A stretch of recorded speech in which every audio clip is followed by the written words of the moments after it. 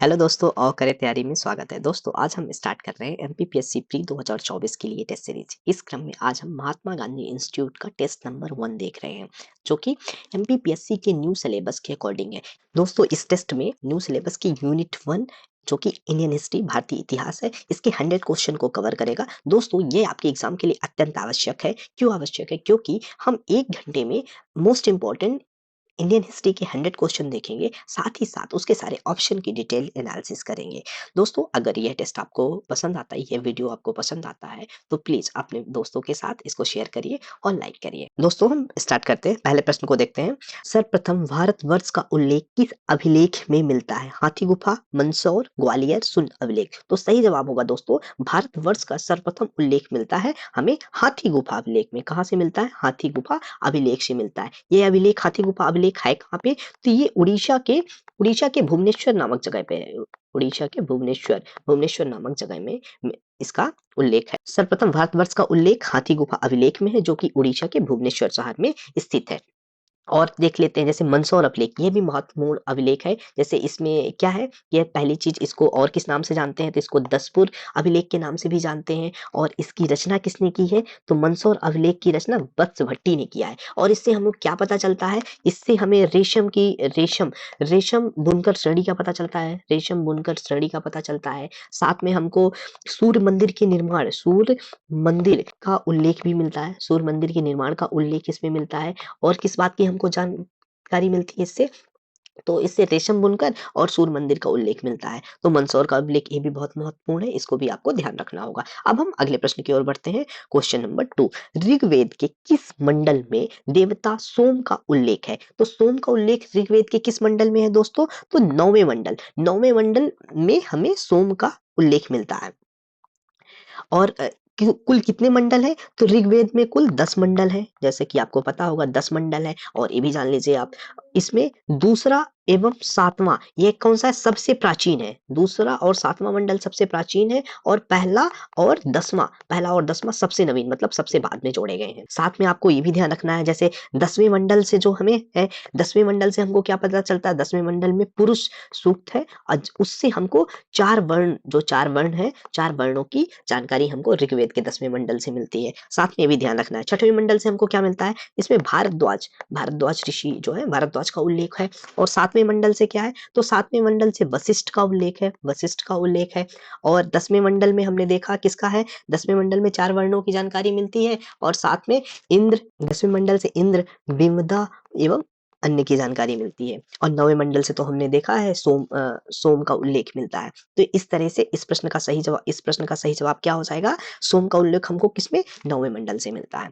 अगले प्रश्न की ओर बढ़ते हैं। क्वेश्चन नंबर 3, निम्नलिखित में से कौन सा वेद गद्य एवं पद्य दोनों में रचित है? तो गद्य एवं पद्य दोनों में रचित कौन सा वेद है? तो यजुर्वेद गद्य एवं पद्य दोनों में है। यजुर्वेद के 2 पक्ष हैं, 2 भाग हैं, जैसे हमने देखते हैं। एक है कृष्ण यजुर्वेद, तो कृष्ण यजुर्वेद गद्य एवं पद्य दोनों में है, गद्य एवं पद्य दोनों में है। और दूसरा कौन सा है? शुक्ल यजुर्वेद केवल पद्य में है। इसको भी आपको ध्यान रखना होगा। और जो इसके पुरोहित होते हैं, जो अध्ययन करते हैं, उसको क्या कहते हैं? यजुर्वेद के पुरोहित को क्या कहते हैं? यह भी आपको ध्यान रखना है। इसके अधर्यु बोलते हैं। ठीक है, आप एक साथ देख लीजिए इन चारों को पुरोहित को। यहाँ पे देखिए, ऋग्वेद को जो कहते हैं, इसको होता या होत्रु बोलते हैं। और यजुर्वेद को हमने देखा अधर्यु बोलते हैं। सामवेद को क्या बोलते हैं? उद्गाता। और अंतिम अथर्वेद को क्या बोलते हैं? ब्रह्मा बोलते हैं। ये बात आपको ध्यान रखना होगा। तो यजुर्वेद ऐसा वेद है जो गद्य एवं पद्य दोनों में रचित है। और यजुर्वेद में हमको क्या मिलता है? यज्ञों के नियम एवं विधान का संकलन मिलने के कारण इसे कर्मकांडी वेद भी कहा जाता है। इसको भी ध्यान रखना होगा आपको। अगले प्रश्न की ओर बढ़ते हैं। क्वेश्चन नंबर 4, वसुधैव कुटुंबकम का उल्लेख किस उपनिषद में मिलता है? तो वसुधैव कुटुंबकम का उल्लेख हमको मध्य उपनिषद में मिलता है। मध्य उपनिषद में वसुधैव कुटुंबकम का उल्लेख मिलता है हमको। मुंडको उपनिषद से हमको क्या मिलता है? तो मुंडको उपनिषद से भारतीय चिन्ह का सत्यमेव जयते जो भारतीय राष्ट्रीय प्रतीक चिन्ह है, उसमें सत्यमेव जयते उल्लिखित है। ये कहाँ से मिलता है हमको? मुंडको उपनिषद से मिलता है।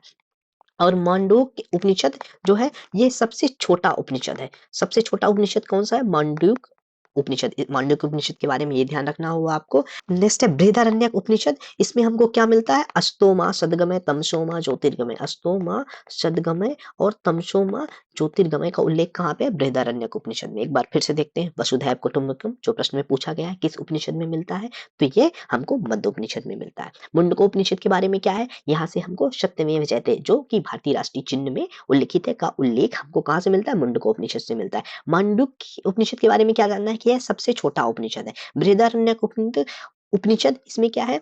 इसमें अस्तोमा सदगमय की जानकारी मिलती है। और कुछ और एक और है यम नचिकेता। यम नचिकेता का वर्णन किस उपनिषद में है? तो कठोपनिषद में है। कठोपनिषद में है। एक एक्स्ट्रा इन्फॉर्मेशन, इसको भी आप ध्यान रखिएगा। अगले प्रश्न की ओर बढ़ते हैं। क्वेश्चन नंबर 5, गर्दभिल वंश का संबंध मध्य प्रदेश के किस जिले से है? तो गर्दभिल का संबंध मध्य प्रदेश के उज्जैन जिले से है। किस जिले से है? उज्जैन जिले से है। ये उज्जैन जिले के शक्तिशाली और पराक्रमी राजा थे। उज्जैन में उनके वंश का शासन लंबे समय तक रहा। ये कौन से थे? गर्दभिल जो थे ये भील वंश के शासक थे। गर्दभिल गंधर्व सेन अथवा गंधर्विल परमार है। इनके बेटे का नाम विक्रमादित्य था जिन्होंने शकों को खदेड़ा था। ठीक है, तो गर्दभिल का संबंध मध्य प्रदेश के किस जिले से है? तो ये है उज्जैन जिले से है। अब हम अगले प्रश्न की ओर बढ़ते हैं। क्वेश्चन नंबर 6, निम्नलिखित में से वेदांग का अंग नहीं है।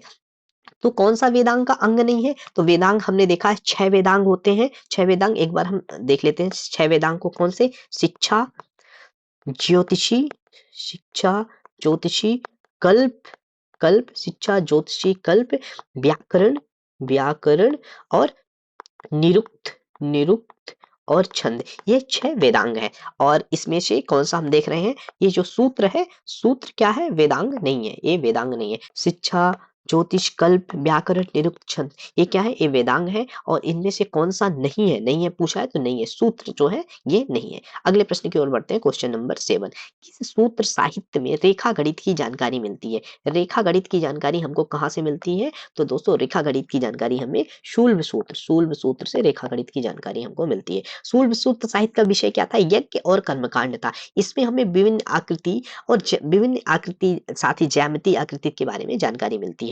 तो रेखा गणित की जानकारी हमको ज्योमेट्रिकल इंफॉर्मेशन कहाँ से मिल रही है? ये शूल्ब सूत्र से मिल रही है, तो ध्यान रखना होगा। अगला प्रश्न क्वेश्चन नंबर 8, हड़प्पा कालीन स्थल चनहुदड़ो की खोज किसने की थी? तो चनहुदड़ो की खोज किसने की थी? तो एन.जी. मजूमदार ने की थी। चनहुदड़ो की खोज एन.जी. मजूमदार ने की थी। एस.आर. राव का संबंध किससे है? ये लोथल की खोज किसने किया था? एस.आर. राव ने किया था। और बीवी लाल कहाँ से संबंधित है? ये कालीबंगा की खोज में बीवी लाल है। और आर्यस बिष्ट किसमें है? ये धौलावीरा और ये बनावली में भी इनका योगदान है। धौलावीरा और बनावली। तो ध्यान रखा है इस प्रश्न के में क्या पूछा गया है चनहुदड़ो की खोज किसने की थी? तो चनहुदड़ो की खोज एन.जी. मजूमदार ने की थी। साथ में और प्रश्न को और ऑप्शन को भी देख लेते हैं। एस.आर. राव लोथल की खोज की थी, बीवी लाल कालीबंगा की खोज की थी, एस.आर. बिष्ट धौलावीरा और बनावली से संबंधित है।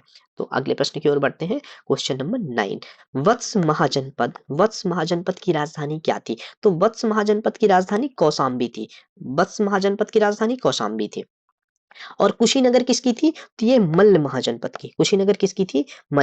कुशीनगर किसकी थी? मल्ल की थी। और ऑप्शन के देखते हैं। मथुरा कहाँ की थी? तो मथुरा शूरसेन की थी। शूरसेन की थी मथुरा।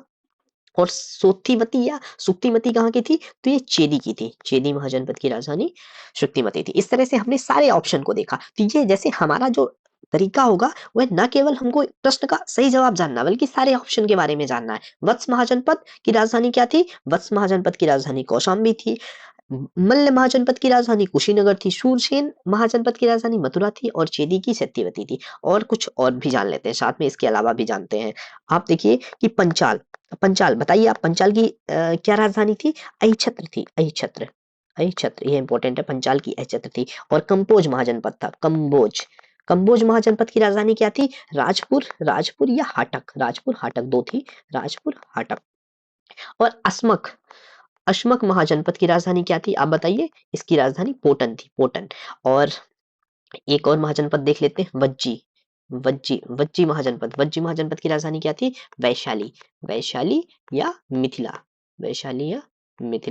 थी। तो इस तरीके से हमने महाजनपद और उनकी राजधानी को देखा। तो प्रश्न था वत्स, जिसकी राजधानी कौशाम्बी है। अगले प्रश्न की ओर बढ़ते हैं, क्वेश्चन नंबर 10। मैत्रेय, मैत्रेय का संबंध बौद्ध धर्म की किस शाखा से है? तो मैत्रेय का संबंध किससे है? महायान से है, महायान से है। मैत्रेय का संबंध महायान से है। मैत्रेय क्या है? ये भावी बोधिसत्व हैं जिनका संसार में उत्पन्न होना बाकी है। इन्हें कलशधारी माना गया है, ये भी ध्यान रखना है, इनको कलशधारी माना गया है। तो मैत्रेय का संबंध महायान से है, महायान से है। अगले प्रश्न की ओर बढ़ते हैं, क्वेश्चन नंबर 11। निम्नलिखित में से कौन सी पुस्तक अश्वघोष की नहीं है? तो इसमें से अश्वघोष की कौन सी नहीं है? अश्वघोष की बुद्ध चरित्र भी है, सौंदरानंद भी है, सूत्रालंकार भी है। कौन सी नहीं है? तो आर्यदेव, आर्यदेव अश्वघोष की नहीं। अश्वघोष की रचना कौन सी है? बुद्ध चरित्र, सौंदरानंद, शारिपुत्र, ये भी ध्यान रखना है आपको। शारिपुत्र एक और रचना है उनकी, इंपॉर्टेंट रचना है शारिपुत्र, और सूत्रालंकार और वज्रसूची, ये इनकी है। और नागार्जुन, आर्यदेव किसकी है? ये नागार्जुन की है, नागार्जुन, नागार्जुन की आर्यदेव है। और इनकी और महत्वपूर्ण रचना कौन सी है नागार्जुन की? एक ये भी ध्यान रखिएगा, सहस्त्रिका, सहस्त्रिका नागार्जुन की पुस्तक है। तो कौन सी अश्वघोष की नहीं है? आर्यदेव नहीं है। तो आर्यदेव किसकी रचना है? नागार्जुन की रचना है। अगले प्रश्न की ओर बढ़ते हैं, क्वेश्चन नंबर 12। भारतीय दर्शन की 6 पद्धति, जिसे हम षड दर्शन बोलते हैं, तो उसमें से कौन, प्रश्न है भारतीय दर्शन की 6 पद्धति षड दर्शन में कौन शामिल है? तो कौन शामिल है? तो इसमें वैशेषिक, जो षड दर्शन है उसमें वैशेषिक शामिल है। इसमें षड दर्शन में कौन कौन से हैं इनको हम देख लेते हैं, तो आपको डाउट नहीं होगा। सबसे पहले सबसे पुराना सांख्य दर्शन, फिर योग, सांख्य योग न्याय, सांख्य योग न्याय, वैशेषिक जो कि प्रश्न में है, सही जवाब होगा वैशेषिक, मीमांसा, मीमांसा और वेदांत।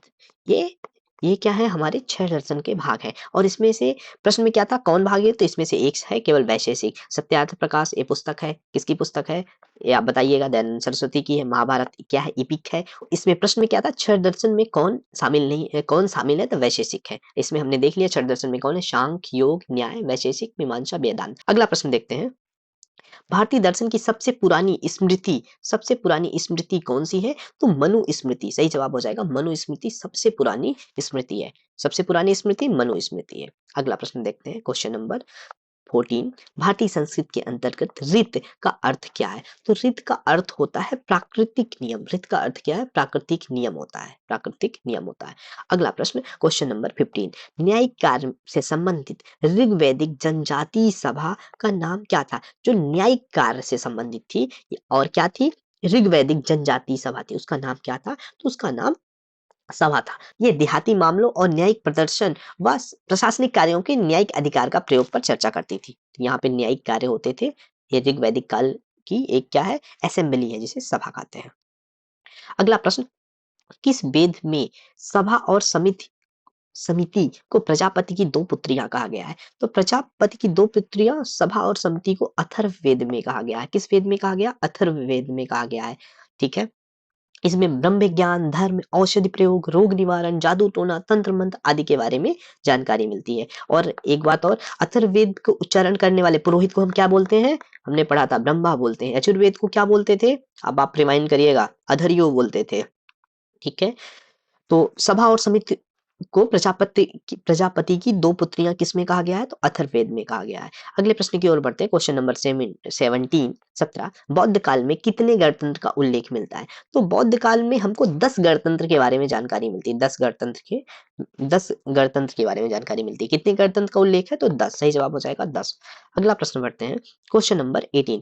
प्राचीन भारतीय दर्शन के अनुसार पुरुषार्थ जीवन के 4 उद्देश्यों में शामिल नहीं है। पुरुषार्थ जीवन के 4 उद्देश्यों में शामिल नहीं है। तो क्या शामिल नहीं है? तो यश शामिल नहीं है। धर्म, अर्थ, काम, मोक्ष। धर्म है, यहाँ पे क्या हो जाएगा? धर्म, अर्थ, काम, मोक्ष, ये शामिल है। क्या शामिल नहीं है पूछा जा रहा है? तो यश शामिल नहीं है। अगले प्रश्न की ओर बढ़ते हैं, क्वेश्चन नंबर 19। वृषभ, वृषभ कौन से जैन तीर्थंकर का प्रतीक चिन्ह है? तो वृषभ किसका है? तो वृषभ दोस्तों किसका है? ऋषभ देव का, ऋषभ देव का वृषभ है। और हम प्रतीक चिन्ह को देखते हैं, जैसे यहाँ पे अजितनाथ का क्या है? इनका गज है, अजितनाथ का गज है। संभवनाथ का क्या है? संभवनाथ का अश्व है, अश्व है। और महावीर का क्या है? सिंह है, सिंह है। प्रतीक चिन्ह हम देख लेते हैं। तो वृषभ किसका है? ऋषभदेव का है। अजितनाथ का गज है। शंभुनाथ का अश्व है। महावीर का सिंह है। एक और ध्यान रखिएगा, पार्श्वनाथ। पार्श्वनाथ, पार्श्वनाथ का प्रतीक चिन्ह क्या है? तो इनका प्रतीक चिन्ह सर्प है। और एक इंपॉर्टेंट और तीर्थंकर है मल्लीनाथ। मल्लीनाथ, मल्लीनाथ का क्या है? तो मल्लीनाथ का कलश है, कलश। तो ये तीर्थंकर और प्रतीक चिन्ह थे। अगला प्रश्न, क्वेश्चन नंबर 20, जैन धर्म के अनंत चतुष्टय की संकल्पना में क्या शामिल नहीं है? तो अनंत चतुष्टय की संकल्पना में क्या शामिल नहीं है? अनंत दृष्टि नहीं, दृष्टि नहीं, अनंत दर्शन है, दर्शन है। अनंत दृष्टि शामिल नहीं है। तो इसमें क्या शामिल नहीं पूछा जा रहा है? अनंत दृष्टि। शामिल क्या क्या है? चार जो अनंत चतुष्टय है उसमें अनंत ज्ञान है, अनंत दर्शन है, अनंत वीर है, अनंत सुख है। यहाँ पे दृष्टि गलत है, इसी वजह से ये शामिल नहीं है। अगला प्रश्न, क्वेश्चन नंबर 21, द्वितीय बौद्ध संगीति की अध्यक्षता किसने की है? तो द्वितीय बौद्ध संगीति की अध्यक्षता किसने की थी? सभा कामी ने की थी, सभा कामी ने की थी। अब द्वितीय बौद्ध संगीति कब हुई थी? तो यहाँ पे देख लेते, 383 बीसी में हुई थी, ईसा पूर्व में हुई थी। कहाँ पे हुई थी? तो ये वैशाली में हुई थी, वैशाली में हुई थी। अध्यक्षता तो हमने देख लिया, सभा कामी ने किया था। और शासक कौन थे? इसके शासक कौन थे? तो शासक कालाशोक था, कालाशोक शासक था। और इसमें महत्वपूर्ण कार्य क्या हुए, इसको भी हम जान लेते हैं द्वितीय बौद्ध संगीति में। तो इसमें बौद्ध जो संघ था, स्थाविर बौद्ध जो संघ था, इसमें दो भागों में विभाजित हुआ।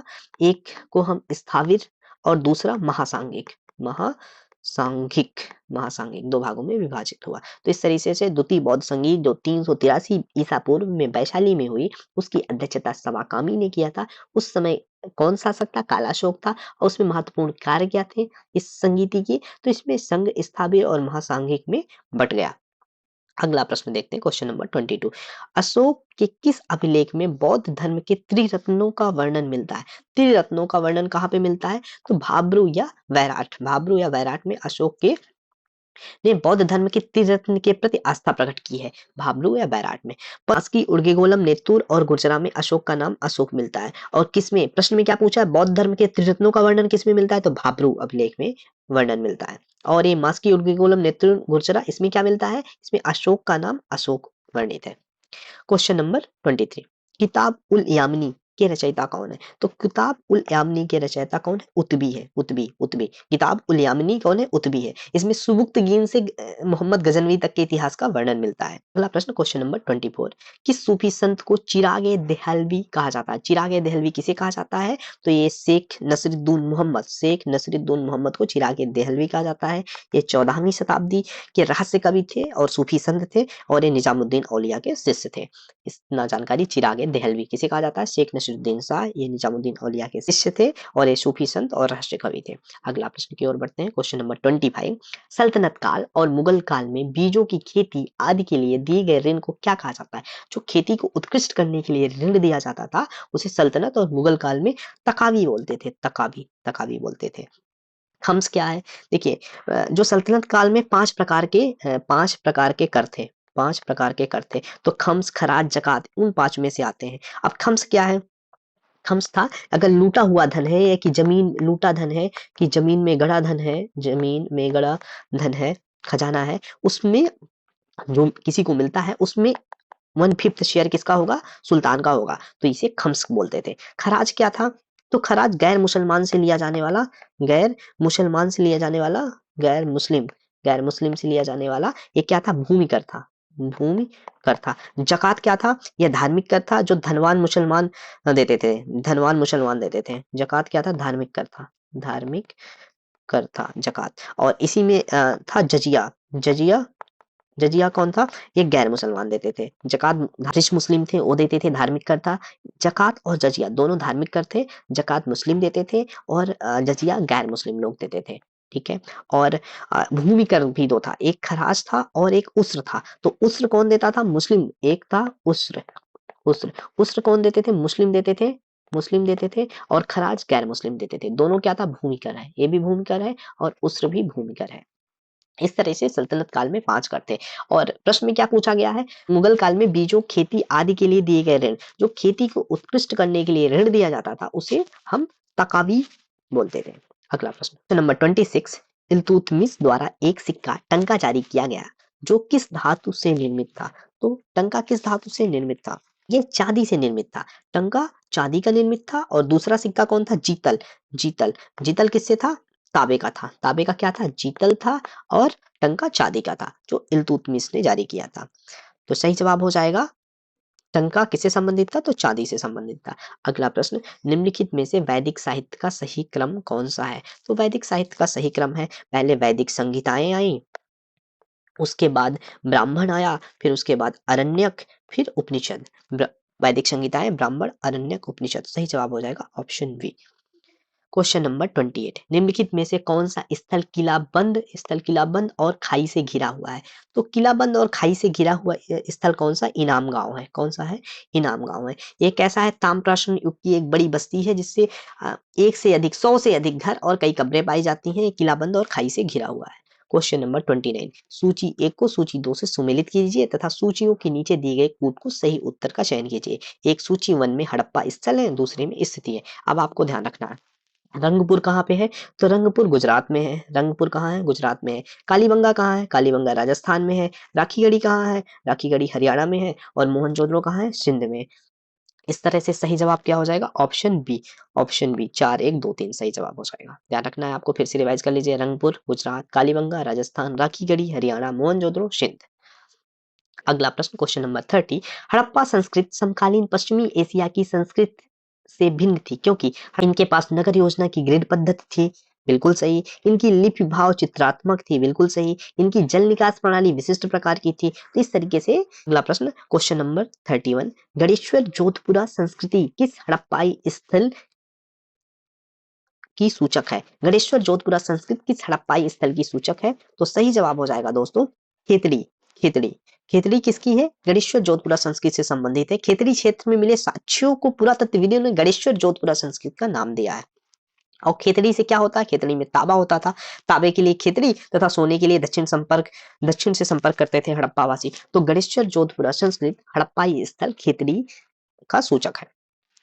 क्वेश्चन नंबर 32, ऋग्वेद में किस देवता की स्तुति संग्रहित नहीं है? तो ऋग्वेद में हमको किसकी नहीं है? पशुपति। पशुपति हड़प्पा काल के मुख्य देवता थे, ना कि ऋग्वेद में। ऋग्वेद के समय इंद्र, वरुण, मित्र इनकी जानकारी मिलती है, पशुपति की जानकारी नहीं मिलती है। तो सही जवाब हो जाएगा ऑप्शन सी।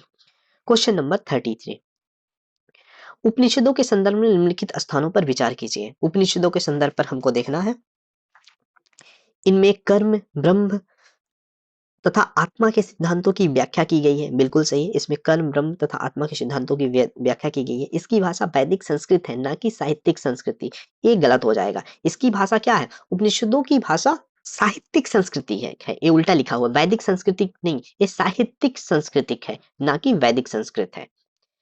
ऑप्शन 3, शंकराचार्य के एवं रामानुज के दार्शनिक सिद्धांत का मूल स्रोत उपनिषद ही है। ये बिल्कुल सही। तो ऑप्शन सही जवाब हो जाएगा ए, 1 और 3। प्रश्न की ओर बढ़ते हैं, क्वेश्चन नंबर 34, निम्नलिखित में से कौन महाजनपद नहीं है? तो निम्नलिखित में से कौन महाजनपद नहीं है? पुहार। पुहार महाजनपद नहीं है। मगध, गंधार, पंचाल, ये हमने देखा ही है जब राजधानी देख रहे थे। तो मगध की राजधानी पाटलिपुत्र थी, गंधार की राजधानी तक्षशिला थी, पंचाल की राजधानी क्या थी? हमने देखा था। आप बताइए। पंचाल की राजधानी अहिछत्र थी। अहिछत्र थी ये महाजनपद राजधानी। पीछे प्रश्न आया था ना। तो कौन सा महाजनपद नहीं है? पुहार महाजनपद नहीं है।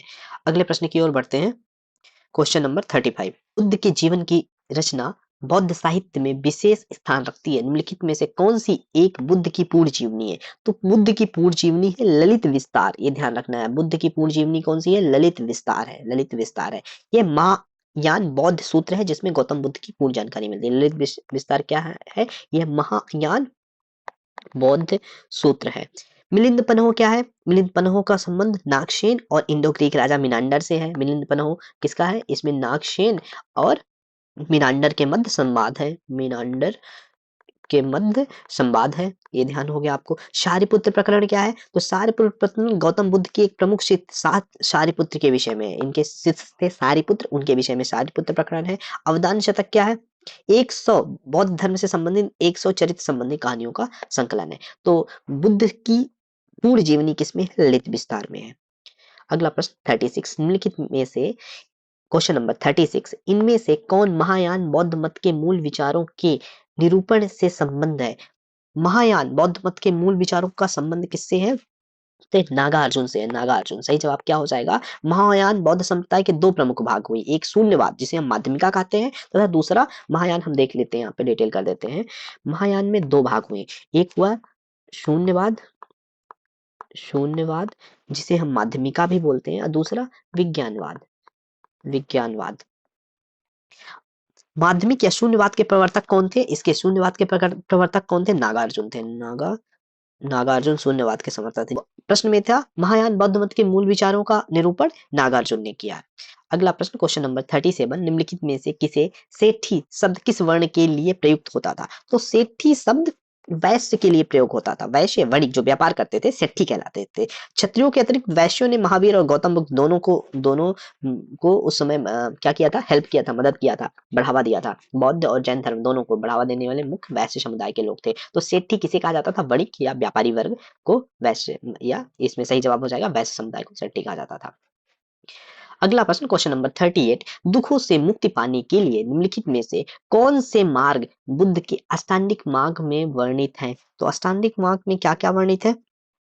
तो ध्यान है, सम्यक दृष्टि, सम्यक वाक, सम्यक संकल्प। तो इनमें से कौन सा सही जवाब हो जाएगा? तो option A B C D, एक दो तीन तीनों है। अष्टांगिक मार्ग में सम्यक दृष्टि, सम्यक वाक, सम्यक संकल्प, और आप देख लीजिएगा, और इसमें देख लेते हैं, सारे देख लेते हैं। सम्यक, सम्यक आपका क्या होनी चाहिए? जीविका होनी चाहिए। सम्यक आपका, सम्यक आपका व्यायाम होना चाहिए, व्यायाम, सम्यक व्यायाम होना चाहिए। और सम्यक और क्या होना चाहिए? सम्यक कर्मांत होने चाहिए आपके, सम्यक कर्मांत। और क्या होने चाहिए? 8 में सम्यक, सम्यक स्मृति होनी चाहिए, सम्यक स्मृति होनी चाहिए। और सम्यक, सम्यक समाधि। ये क्या है? ये अष्टांगिक मार्ग है। तो इसमें से तीनों शामिल है, तो सही जवाब हो जाएगा ऑप्शन ए। अगला प्रश्न क्वेश्चन नंबर 39, 1911 में निर्मित गेटवे ऑफ इंडिया निम्नलिखित में किस शैली का उदाहरण है? तो गेटवे ऑफ इंडिया किसके हैं? तो ये गुजराती शैली का उदाहरण है। क्यों बनाया गया था? राजा जॉर्ज पंचम और उनकी पत्नी मैरी के स्वागत के लिए। कब बनाया गया था? तो गेटवे ऑफ इंडिया 1911 में बनाया गया था, और ये गुजराती शैली में बनाया गया था। और इसी शैली में जो है, इसी शैली में क्या है? जो ताज होटल है, ताज होटल, मुंबई ताज होटल, इसी शैली में ये भी बना हुआ है।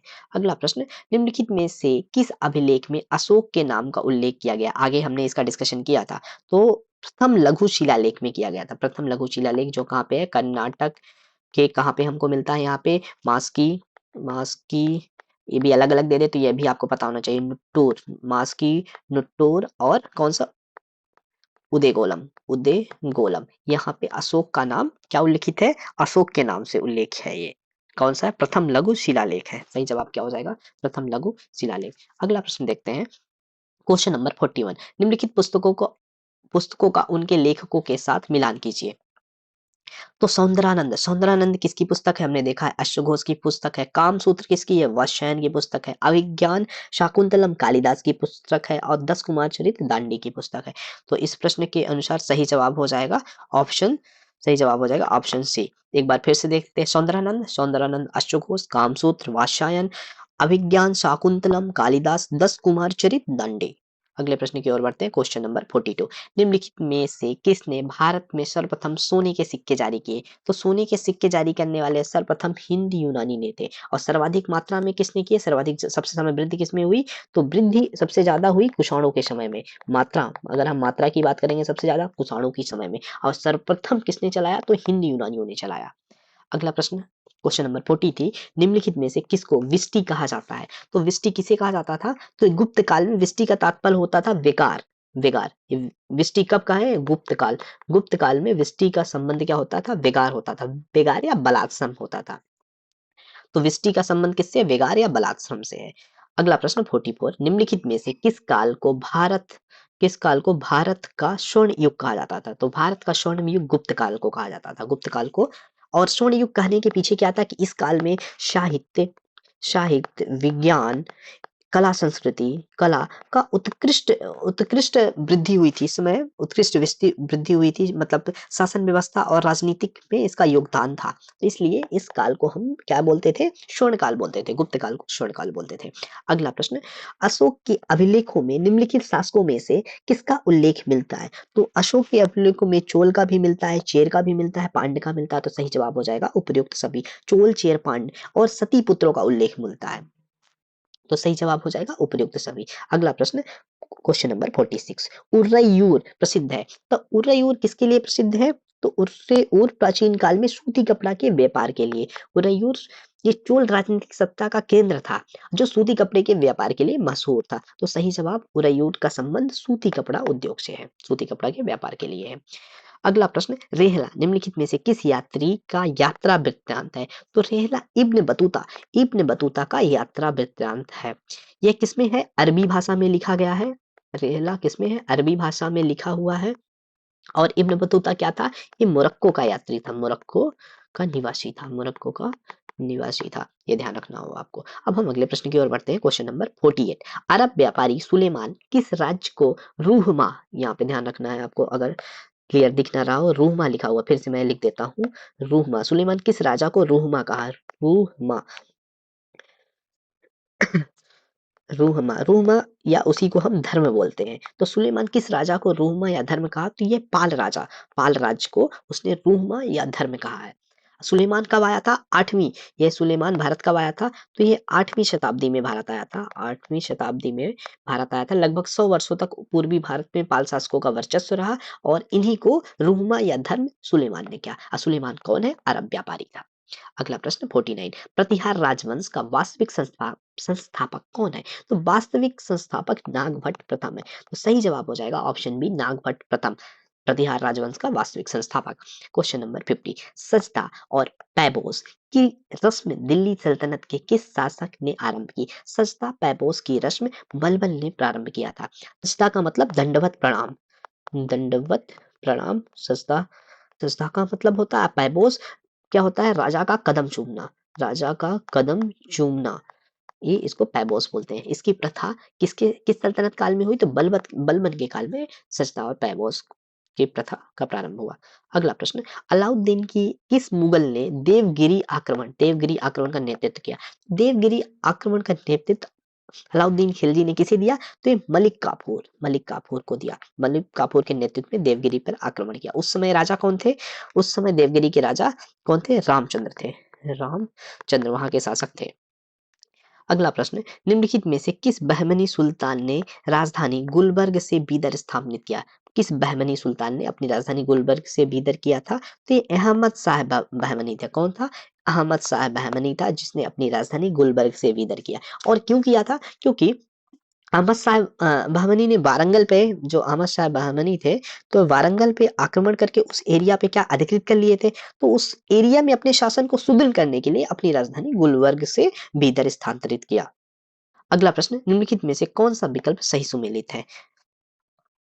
अब आपको ध्यान रखना है, प्रमुख मत है और उससे संबंधित आचार्य हैं। तो द्वैतवाद किससे संबंधित है? मध्वाचार से संबंधित है। उन्होंने कब दिया? तो 13वीं शताब्दी में दिया। मध्वाचार से संबंधित है द्वैतवाद, द्वैत मध्वाचार, याद रखना है आपको। कई बार आप पढ़िए, ऐसे बोलिए, द्वैतवाद मध्वाचार, द्वैतवाद मध्वाचार। शुद्धाद्वैत, अब शुद्धाद्वैत किससे है? शुद्धाद्वैत बल्लभाचार से है। ये भी 13वीं शताब्दी में हुई। अब विशिष्टाद्वैत किससे है? रामानुज से है। विशिष्टाद्वैत किससे है? रामानुज से। अद्वैताद्वैत किससे है? ये विष्णु स्वामी नहीं, यही गलत जवाब हो गया। द्वैताद्वैत किससे संबंधित है? निम्बार्क, निम्बार्क ध्यान रखना है आपको, द्वैताद्वैत निम्बार्क, ये भी 13वीं, ये सारे क्या है? 13वीं सदी के हैं। द्वैतवाद, अब आपको फिर से आप एक बार देखिए, द्वैतवाद मध्वाचार, विशिष्ट कौन है? राम है, तो रामानुज हो जाएगा। शुद्ध कौन है? वल्लभ है, वल्लभ श्री कृष्ण, वल्लभाचार शुद्धाद्वैत है। द्वैताद्वैत कौन है? निम्बार्क है।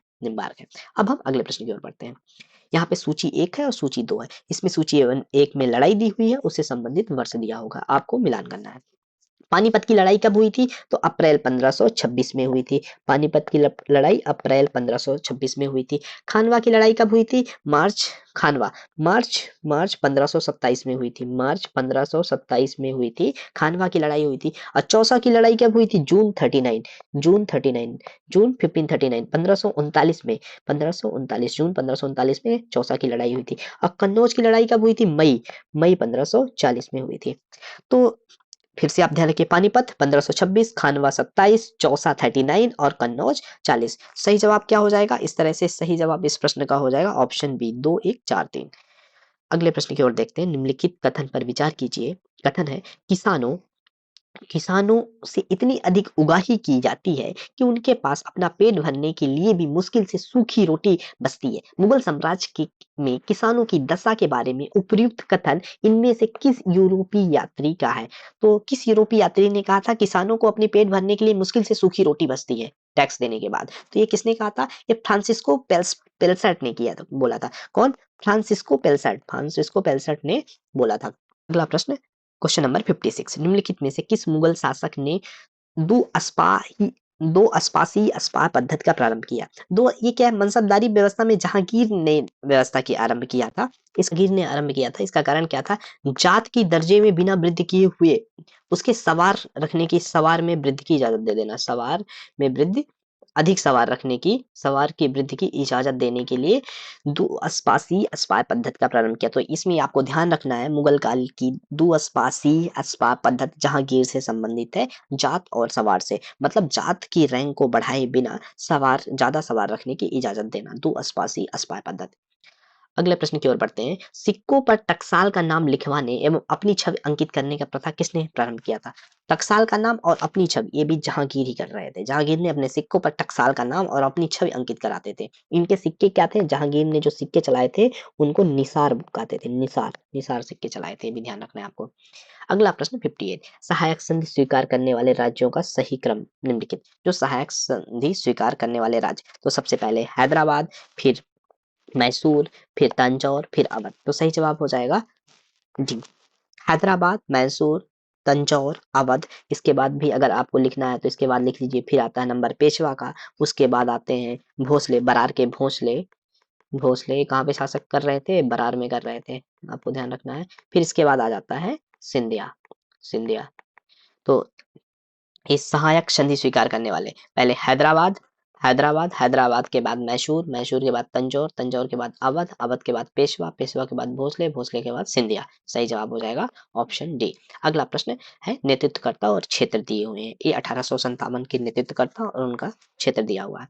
तो ध्यान रखिएगा, बेगम हजरत महल, बेगम हजरत महल कहाँ से थी? तो लखनऊ से थी। बेगम हजरत महल का लखनऊ से थी। कुंवर सिंह जगदीशपुर से थे। मौलवी अहमदुल्ला ये फैजाबाद से थे। खान बहादुर खां, खान बहादुर खां ये बरेली से थे। तो एक बार फिर, हजरत महल लखनऊ, कुंवर सिंह जगदीशपुर, मौलवी अहमदुल्ला फैजाबाद, खान बहादुर खां बरेली। तो सही जवाब हो जाएगा ऑप्शन सी। ए का 2, बी का 1, सी का 4, डी का 3। अगला प्रश्न 60, कोल विद्रोह का नेतृत्व किसने किया था? तो कोल विद्रोह का नेतृत्व किसने किया था? कोल विद्रोह का नेतृत्व बुद्धो भगत ने किया था, बुद्धो भगत ने किया था। सही जवाब हो जाएगा बुद्धो भगत। और बिरसा मुंडा किसका था? ये मुंडा विद्रोह का नेतृत्व करने वाले थे बिरसा मुंडा। संथाल विद्रोह का नेतृत्व किसने किया था? सिद्धू और कान्हू, कान्हू एवं सिद्धू, कान्हू एवं सिद्धू, सिद्धू। कौन सा विद्रोह था? संथाल, संथाल विद्रोह का नेतृत्व सिद्धू एवं कान्हू ने किया था। दिगंबर विश्वास और विष्णु, दिगंबर विश्वास और विष्णु, विष्णु विश्वास, इन्होंने किसका किया था? नील विद्रोह का नेतृत्व किया था। नील विद्रोह का नेतृत्व दिगंबर विश्वास और विष्णु विश्वास ने किया था। मुंडा विद्रोह का बिरसा मुंडा ने किया था। कान्हू एवं सिद्धू ने संथाल विद्रोह का किया था। कोल विद्रोह बुद्धो भगत से संबंधित है। अगला प्रश्न 61, धर्म ना पुस्तकों में है, ना बौद्धिक विकास में है और ना तर्क में है। तर्क, सिद्धांत, पुस्तकें और धार्मिक क्रियाएं आदि केवल धर्म के सहायक हैं। धर्म किसमें है? आत्मज्ञान में है। यह किसका कथन है? बहुत ही अच्छा कथन है। एक बार फिर आप देखिए, धर्म ना तो पुस्तकों में है, ना बौद्धिक विकास में है और ना ही तर्क में है। जो हम तर्क हैं, सिद्धांत हैं, पुस्तकें हैं और धार्मिक क्रियाएं हैं, ये केवल धर्म के सहायक हैं। इनको हम धर्म मान लेते हैं। ये धर्म के क्या है? सहायक है। धर्म किसमें है? धर्म क्या है? धर्म आत्मज्ञान में है। ये किसका कथन है? तो ये कथन है, किसका हो सकता है? आप खुद ही अंदाजा लगा सकते हैं। स्वामी विवेकानंद का कथन है, स्वामी विवेकानंद का कथन है। आप भी इसको एक बार से ज्यादा पढ़िए और सोचिए। धर्म ना पुस्तकों में है, ना बौद्धिक विकास में है और ना तर्क में है। तर्क, सिद्धांत, पुस्तकें, धार्मिक क्रियाएं आदि केवल धर्म के सहायक है। धर्म किसमें है? आत्मज्ञान में है। अगला प्रश्न, क्वेश्चन नंबर 62, वायसराय के शासनकाल में वर्नाकुलर प्रेस एक्ट पारित हुआ। यहाँ पे पारित पूछ रहा है, तो पारित किसमें हुआ? लॉर्ड लिटन, लिटन, लिटन में पारित हुआ है। और लिटन का कार्यकाल कब था? ये भी ध्यान रखना है आपको। लिटन का कार्यकाल 1876 से 80 तक इनका कार्यकाल था। और 1878 में वर्नाकुलर प्रेस एक्ट 1878 में पारित हुआ था। और रिपन के काल में क्या हुआ था, इसका रद्द किया गया था, हटाया गया था। रिपन के काल में इसको हटाया गया था, ध्यान रखना है आपको। लागू हुआ 1878 में vernacular press act, Lord Lytton के कार्यकाल में, हटाया गया लॉर्ड रिपन के कार्यकाल में। अगला प्रश्न 63, जेम्स अगस्टस हिक्की को अन्य किस नाम से जाना जाता है? तो जेम्स अगस्टस हिक्की को भारतीय प्रेस का पिता कहा जाता है, फादर ऑफ इंडियन प्रेस के नाम से जाना जाता है। क्यों? क्योंकि उन्होंने भारत का सबसे पहला 1780 में प्रथम अखबार जो था, प्रथम अखबार प्रथम अखबार क्या नाम था, का प्रकाशन किया था। क्या नाम था? 1780 में जो प्रथम अखबार था उसका नाम था बंगाल गजट, बंगाल गजट, जिसका प्रकाशन कौन किया था? जेम्स अगस्टस हिक्की ने किया था। अगला प्रश्न 64, वर्ष 1940 में विनोबा भावे ने व्यक्तिगत सत्याग्रह कहाँ से प्रारंभ किया? तो अब ये भी ध्यान रखना, व्यक्तिगत सत्याग्रह कब से प्रारंभ हुआ? 1940 से प्रारंभ हुआ। किसने प्रारंभ किया? प्रथम कौन थे? विनोबा भावे थे। कहाँ से हुआ? तो ये ध्यान रखना है आपको, ये पवनार महाराष्ट्र से, पवनार महाराष्ट्र से विनोबा भावे ने व्यक्तिगत सत्याग्रह 1940 से प्रारंभ किया। प्रथम सत्याग्रही विनोबा भावे थे। अब यहाँ पे दूसरे कौन थे? दूसरे भी पूछा हुआ प्रश्न है, ये जवाहरलाल नेहरू थे। और तीसरा, ये इंपॉर्टेंट है, तीसरे सत्याग्रही कौन से थे? ये ब्रह्मदत्त थे, तीसरे ब्रह्मदत्त थे, तीसरे ब्रह्मदत्त थे। अगला प्रश्न 65, कांग्रेस के कराची अधिवेशन में मौलिक अधिकार तथा राष्ट्रीय आर्थिक नीति पर प्रस्ताव पारित किया गया। अब यहाँ पे इस प्रश्न से ही एक प्रश्न और बन सकता है, कांग्रेस के किस अधिवेशन से मौलिक अधिकार तथा राष्ट्रीय आर्थिक नीति का प्रस्ताव पारित हुआ? तो ये ध्यान रखना है, कराची अधिवेशन। कराची अधिवेशन में क्या हुआ? मौलिक अधिकार तथा राष्ट्रीय आर्थिक नीति का प्रस्ताव पारित किया गया। अब प्रश्न क्या पूछ रहा है? कांग्रेस के कराची अधिवेशन की अध्यक्षता किसने की थी? तो कराची अधिवेशन की अध्यक्षता किसने की थी? सरदार वल्लभ भाई पटेल ने किया था। अब कराची अधिवेशन था कब? ये भी ध्यान रखिए, कराची अधिवेशन 1929 मार्च 1931 कहाँ पे? कराची सिंध में हुआ, जिसकी अध्यक्षता सरदार वल्लभ भाई पटेल ने किया। और इसमें हुआ क्या? मौलिक अधिकार राष्ट्रीय आर्थिक नीति का प्रस्ताव पारित हुआ। अगला प्रश्न 66, बाल गंगाधर तिलक को लोकमान्य की उपाधि कब दी गई? तो लोकमान्य की उपाधि 1897 में जेल जाने पर मिली। लोकमान, इनका बचपन का नाम बलवत राव था। लोकमान की उपाधि कब मिली इनको? 1897 में जेल जाने पर। सही जवाब क्या हो जाएगा? ऑप्शन डी हो जाएगा। Question number 67, servants of India society इनमें से किससे संबंधित है? तो servants of India society Gopal Krishna Gokhale से संबंधित है। इसकी स्थापना कब हुई? तो इसकी स्थापना भी आपको ध्यान रखना है, 1905। सर्वेंट्स ऑफ इंडिया सोसाइटी 1905 में स्थापित हुई। किसने स्थापित किया? गोपाल कृष्ण गोखले ने स्थापित किया। अगला प्रश्न 68, भारतीय कांग्रेस ने पूर्ण स्वराज का प्रस्ताव कब पारित किया था? तो पूर्ण स्वराज का प्रस्ताव 1929 में पारित किया गया था। पूर्ण स्वराज प्रश्न क्या था? ये मोस्ट इंपोर्टेंट है, कई बार पूछा जाता है। पूर्ण स्वराज का प्रस्ताव कब पारित हुआ? 1929 में पारित हुआ। और ये कौन सा अधिवेशन था? तो ये कौन सा अधिवेशन था? तो 1929 में लाहौर अधिवेशन था। अब यहाँ पे भी एक क्वेश्चन आ जाएगा, लाहौर अधिवेशन की अध्यक्षता किसने की? तो जवाहरलाल नेहरू ने की। लाहौर अधिवेशन में क्या हुआ? पूर्ण स्वराज का प्रस्ताव पारित हुआ। अगले प्रश्न की ओर देखते हैं, प्रमथनाथ मित्र, बाघा जतीन, भूपेन दत्त का संबंध किस क्रांतिकारी संस्था से है? तो ये किससे संबंधित है? अनुशीलन समिति से संबंधित है। प्रमथनाथ मित्र, बाघा जतीन, भूपेन दत्त, इनका संबंध, ये क्रांतिकारी संस्था थी अनुशीलन समिति। और ये पहली अनुशीलन समिति जो थी, ये पहली क्रांतिकारी संस्था थी। इसका प्रमुख पत्र कौन था? अनुशीलन समिति का ये भी ध्यान रखना है, पत्र कौन सा इंपॉर्टेंट है? युगांतर इसका क्या था? पत्र था। अगला प्रश्न, महात्मा गांधी ने पहली बार भारतीय राष्ट्रीय कांग्रेस के किस अधिवेशन में भाग लिया? दो प्रश्न आते हैं, किसकी में अध्यक्षता किया और किसमें भाग लिया। तो जब पूछेगा भाग लिया, तो भाग किस में लिया था? 1901 के कलकत्ता अधिवेशन में भाग लिया था। भाग कब लिया था? प्रश्न था, ये भी ध्यान, कंफ्यूज नहीं होना है। भाग लिया था 1901 के कलकत्ता अधिवेशन में, जिसकी अध्यक्ष कौन थे? इसके अध्यक्ष थे दिनशा वाचा इसके अध्यक्ष थे। इन्होंने भाग लिया। और अध्यक्षता पूछे कब किया? तो अध्यक्षता किया इन्होंने 1924 के बेलगांव अधिवेशन की। तो ध्यान रखना है, पहली बार प्रश्न में पूछा भाग लिया तो 1901 के कलकत्ता अधिवेशन में। अगला प्रश्न, निम्नलिखित में से किसने 1935 के भारत सरकार अधिनियम को दासता का चार्टर कहा? 1935 के इंडियन गवर्नमेंट एक्ट को किसने किया? दासता का चार्टर ऑफ स्लेवरी किसने किया? कहा? तो ये जवाहरलाल नेहरू ने कहा था। जवाहरलाल नेहरू ने 1935 के एक्ट को दास्तार का चार्टर कहा है। अगला प्रश्न, क्रिस मिशन किस वर्ष भारत पहुंचा था? तो क्रिस मिशन 23 मार्च 1942, 23 मार्च 1942 को भारत पहुंचा था। 1942 किस वर्ष भारत पहुंचा क्रिस मिशन? 1942।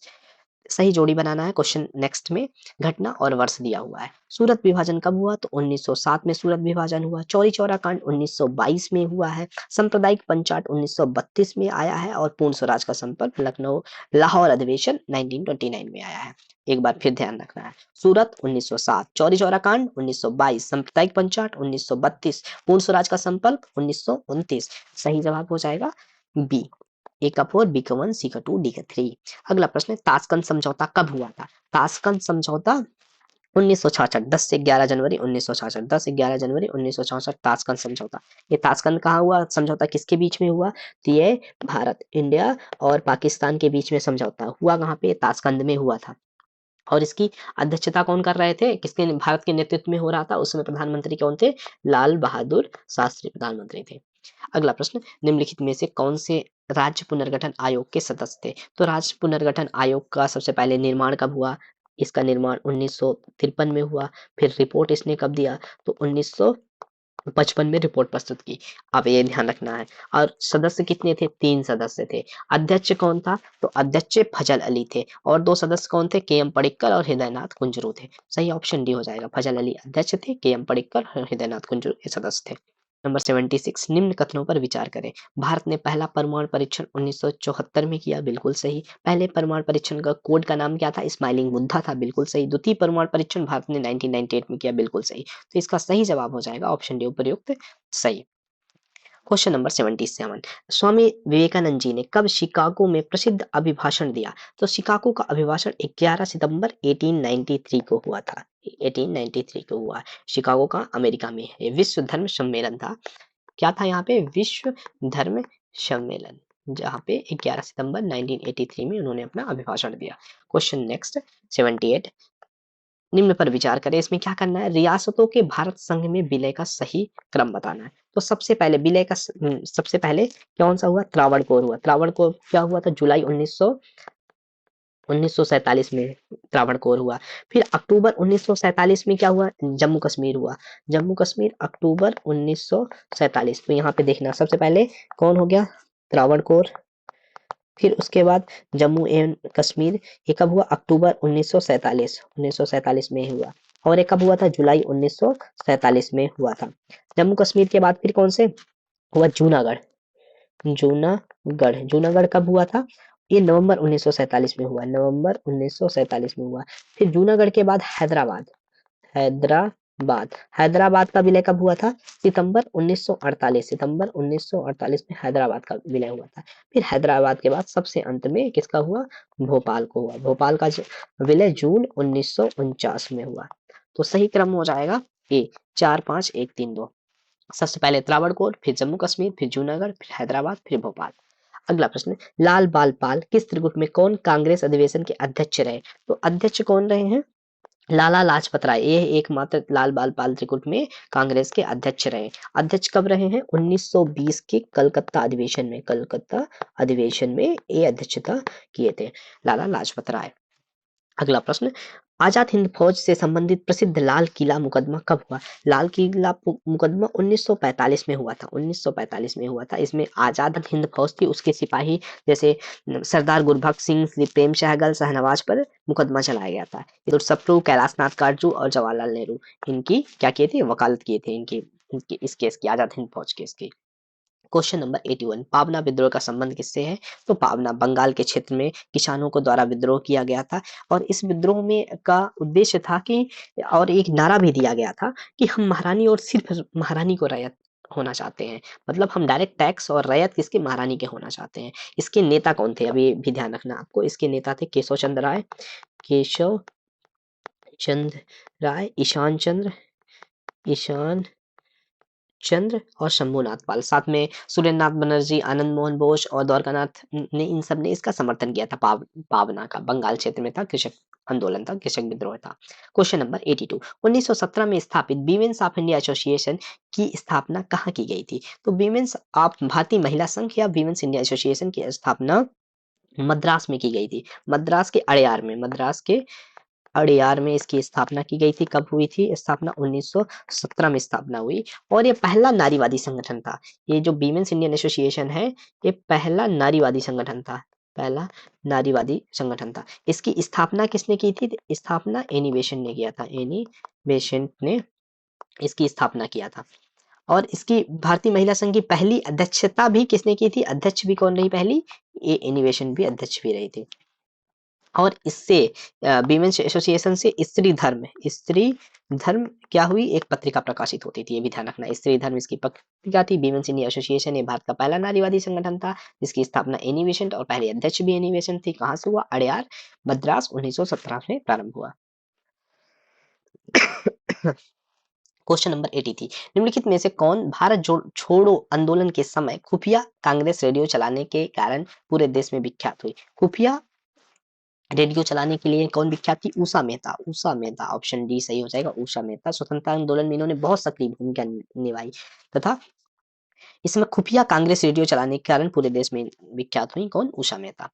अगला प्रश्न 84, स्वतंत्रता आंदोलन के दौरान स्वदेश मित्रम नामक पत्रिका का प्रकाशन कहाँ से किया गया? स्वदेश मित्रम पत्रिका का प्रकाशन कहाँ से किया गया?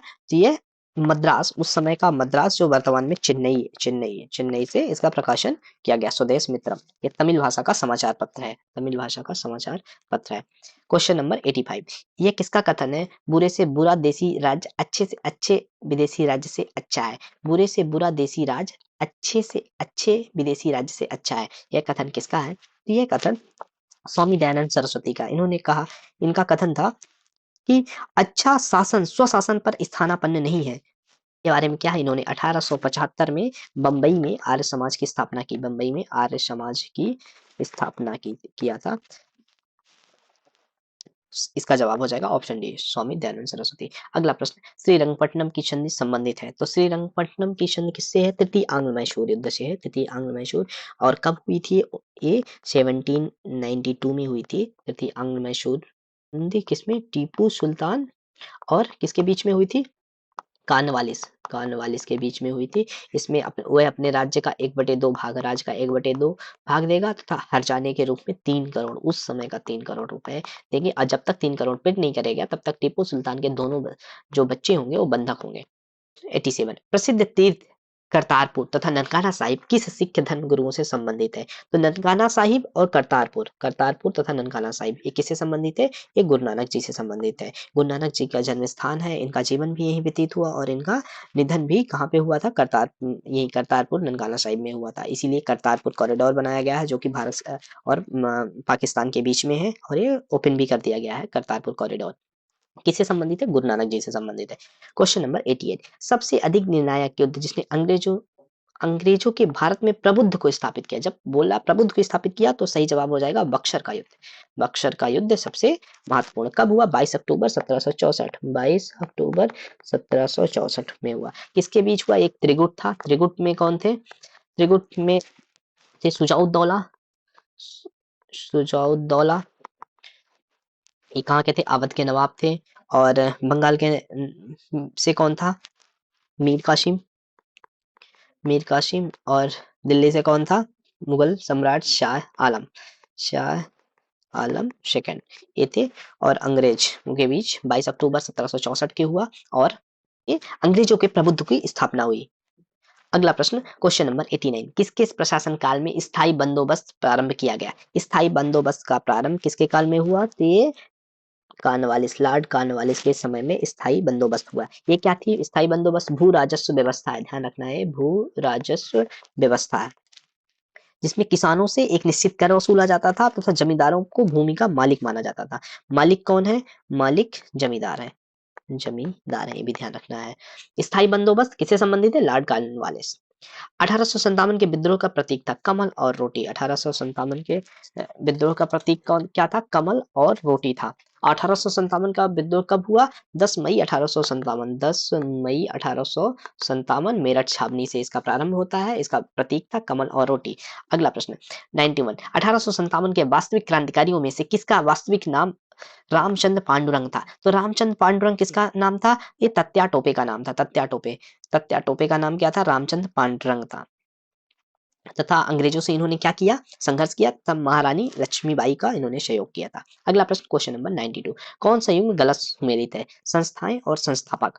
परमहंस मंडली, परमहंस मंडली का संबंध किससे है, तो इसका है ददोबा पांडुरंग, बिल्कुल सही है।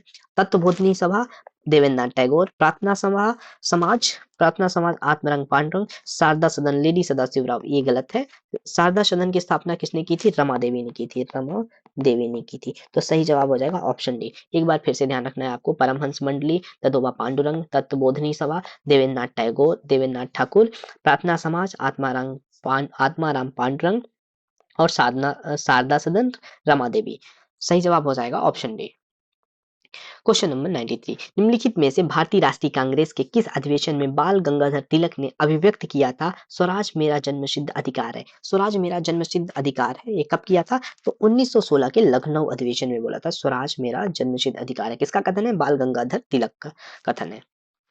अगला प्रश्न, भारतीय सेना द्वारा किस वर्ष पुलवामा अटैक के जवाब में सर्जिकल स्ट्राइक की गई। पुलवामा अटैक में सर्जिकल स्ट्राइक कब हुई थी, तो फरवरी 2019, फरवरी 2019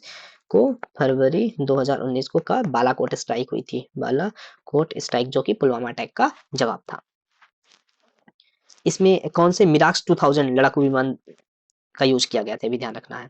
क्वेश्चन नंबर 95, नील कृषकों की दुर्दशा पर लिखी गई पुस्तक नील दर्पण के लेखक कौन है। नील दर्पण के लेखक कौन है, तो नील दर्पण दीन बंधु मित्र, जो किससे संबंधित है, नील कृषकों की दुर्दशा का उल्लेख मिलता है यहाँ। नील कृषकों की दुर्दशा का उल्लेख किसमें मिलता है, नील दर्पण में मिलता है, जिसको किस लेखक दीन बंधु मित्र है। अगला प्रश्न, सही कूट पहचानना है, पत्र पत्रिकाएं हैं और उसके लेखक और संपादक है।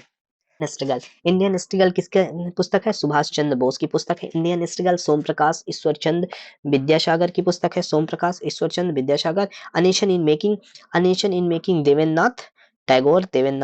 Indian mirror Satyendranath Banerjee. फिर से देखना है आपको, इंडियन स्ट्रगल सुभाष चंद्र बोस है, सोम प्रकाश ईश्वर चंद्र विद्यासागर है। अनेशन इन मेकिंग कौन से है, अनेशन इन मेकिंग देवेंद्रनाथ टैगोर है। और इंडियन मिरर कौन है, इंडियन मिरर सत्येंद्रनाथ बनर्जी है। इस तरह से सही जवाब हो जाएगा option B, A3 B1 C2 D4। प्रश्न, निम्नलिखित में से किस अधिवेशन में कांग्रेस ने पहली बार भारतीय रियासतों के प्रति अपनी नीति की घोषणा की थी, तो किसमें, नागपुर अधिवेशन कब हुआ था, ये सबसे पहले ये जान लेते हैं। 1920 नागपुर अधिवेशन में कांग्रेस ने पहली बार भारतीय रियासतों के प्रति अपनी नीति घोषित की थी। और इसकी अध्यक्षता किसने की थी, इसकी अध्यक्षता, ये भी ध्यान रखना है, अध्यक्षता सी विजय राघवाचार्य के द्वारा की गई थी नागपुर अधिवेशन। जिसमें नागपुर अधिवेशन से संबंधित महत्वपूर्ण क्या है, इस अधिवेशन में पहली बार भारतीय रियासतों के प्रति अपनी नीति की घोषणा की गई थी। अगला प्रश्न, खुदाई खिदमतगार संगठन के संबंध में नीचे दिए गए कथनों पर विचार कीजिए। इस संगठन के नेतृत्वकर्ता खान अब्दुल गफ्फार खान थे, बिल्कुल सही। यह संगठन भारत के उत्तर पश्चिमी क्षेत्र में हिंदुओं द्वारा बनाया गया था, नहीं, हिंदुओं द्वारा नहीं बनाया गया था। इसमें कौन थे, इसमें पठान थे, मुख्यतः पठान लोगों का नेतृत्व था। इस संगठन के लोग हिंसक, बिल्कुल नहीं, हिंसक प्रदर्शन एवं कार्यवाहियों के द्वारा स्वाधीनता आंदोलन के सम्मिलित नहीं, बिल्कुल गलत हो जाएगा। तो सही जवाब हो जाएगा, इसमें से क्या पूछा, असत्य पूछा है। अच्छा, असत्य पूछा तो सही जवाब हो जाएगा ऑप्शन बी और 3, ऑप्शन बी 2 और 3। मतगार, ये सविनय अवज्ञा आंदोलन से प्रेरित था, जो उत्तर पश्चिमी क्षेत्र में सीमांत गांधी कहा जाता है, खान अब्दुल गफ्फार खान, इनको और क्या कहा जाता है, सीमांत गांधी कहा जाता था, इनके नेतृत्व में हुआ। और इनके संगठन को क्या कहा जाता था, इनके संगठन को लाल कुर्ती दल, ये भी ध्यान रखना है आपको। लाल कुर्ती दल किससे संबंधित है, खुदाई खिदमतगार संगठन है, जिसका नेतृत्वकर्ता खान अब्दुल गफ्फार, नेतृत्वकर्ता कौन थे, खान अब्दुल गफ्फार खान थे। अगला प्रश्न क्वेश्चन नंबर 99, निम्नलिखित में से किसने चटगांव शस्त्रागार हमले का नेतृत्व किया। तो चटगांव शस्त्रागार हमले का नेतृत्व इंडियन रिपब्लिकन आर्मी ने किया था, इंडियन रिपब्लिकन आर्मी। इसके संस्थापक कौन थे, सूर्यसेन थे। और ये राष्ट्रीय विद्यालय में क्या थे, मास्टर थे, इसलिए इनका और नाम क्या था, मास्टर दा नाम था। इन्होंने चटगांव शस्त्रागार पर हमला किया था और छापे के बाद सूरसेन को शस्त्रागार के बाहर ही, इसी जो शस्त्रागार था इसी के बाहर ही राष्ट्रीय ध्वज का अनावरण उन्होंने किया था। तो प्रश्न क्या था, किसने चटगांव सत्याग्रह पर हमले का नेतृत्व किया? Indian Republican army. इसके संस्थापक सूरसेन थे, इसके संस्थापक सूरसेन थे, इनको मास्टरदा के नाम से भी जानता है। और यह टेस्ट का आखिरी प्रश्न है, वर्ष 1938 में भारतीय राष्ट्रीय कांग्रेस के हरिपुरा अधिवेशन की अध्यक्षता किसने की? तो 1938 के हरिपुरा अध्यक्षता किसने किया था? सुभाष चंद्र बोस ने किया था, सुभाष चंद्र बोस ने किया था। तो इस तरीके से हम 100 प्रश्नों को देखें। प्लीज अगर आपको इस टेस्ट से बेनिफिट हो रहा है तो मेरा प्रोत्साहन करने के लिए अपने दोस्तों के बीच में शेयर करिए और लाइक करिए। और ये पूरी कंप्लीट टेस्ट सीरीज को मेरे द्वारा इस चैनल पे, इसी चैनल पे कंप्लीट कराई जाएगी। साथ ही और एमपीपीएससी की महत्वपूर्ण टेस्ट सीरीज को भी इंक्लूड किया जाएगा। तो देखते रहिए आप, आओ करें तैयारी।